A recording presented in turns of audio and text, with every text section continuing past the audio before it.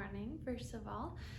This video is going to go over yesterday, September 29th, so Wednesday, and today, the 30th, Thursday's lessons that we're doing in class. So yesterday for the bell work, we started with page 18, Biblical Allusion. So biblical allusion is a quick or indirect reference to something in the Bible to stimulate ideas and associations in a reader's mind.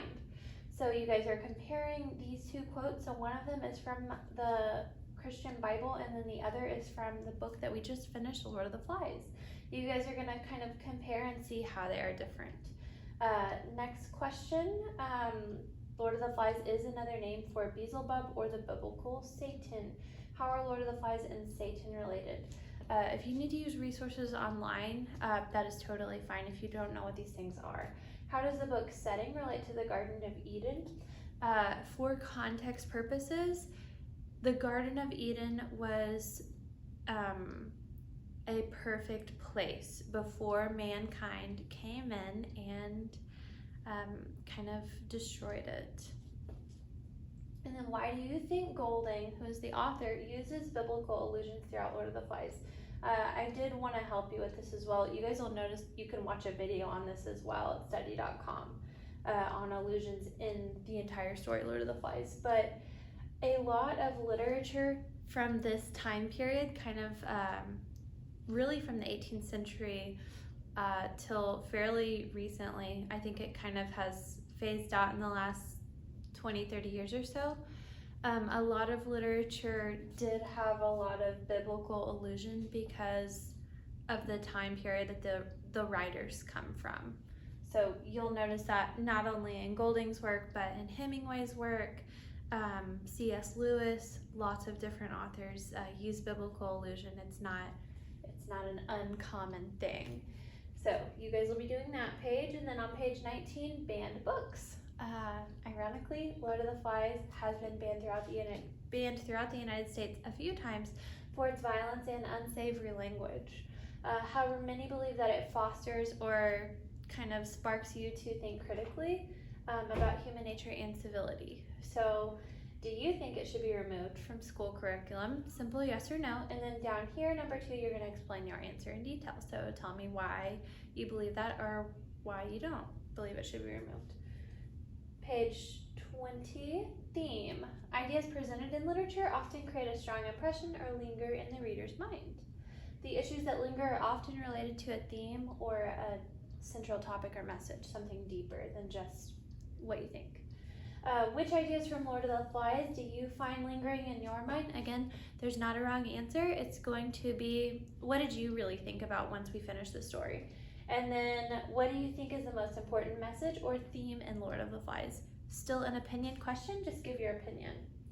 And then ending on page 21, allegorical fiction. An allegory is a story in which each character, action, and plot point, meaning a section of a story, like a big moment, let's say in a movie, like Cinderella loses her glass slipper, or the fairy godmother transforms her dress. Those are big plot points. They represent something else in an allegory. So the Three Little Pigs is a really good example. It's about hard work. Think of an allegorical children's story, novel, or movie and explain its deeper meaning. What does each main character represent? What do the plot points represent? So almost every older Disney movie, and a lot of the newer ones as well, are allegorical fiction. They are stories that have far deeper meanings than are intended for children to understand, to kind of make sure that the adult or the grown-up is entertained as well, because they're typically watching that with them. So you are going to think of a movie, and you can even, or a book, you could even use the Three Little Pigs as your example. What do those characters mean? What do the plot points mean? What's the deeper meaning?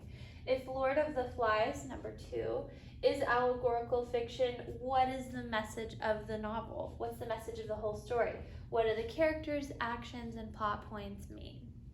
You guys will notice that page 22 is blank. You don't have to do anything. So as long as you are caught up, once you get to page 21, go ahead and turn it in. It is due today, September 30th. And then as far as the essay pack goes, the essay pack We left off on page 8. The rest of the pack is really to help you with your essay and developing your ideas and kind of helping you double check whenever you are proofreading. Make sure that you are hitting all the spots that you want to. So this is not due until Monday, but I would suggest that if you finish it early, go ahead and turn it in. That way you don't forget. And then out of the kindness of my heart, I have decided to extend the essay due date to October 4th.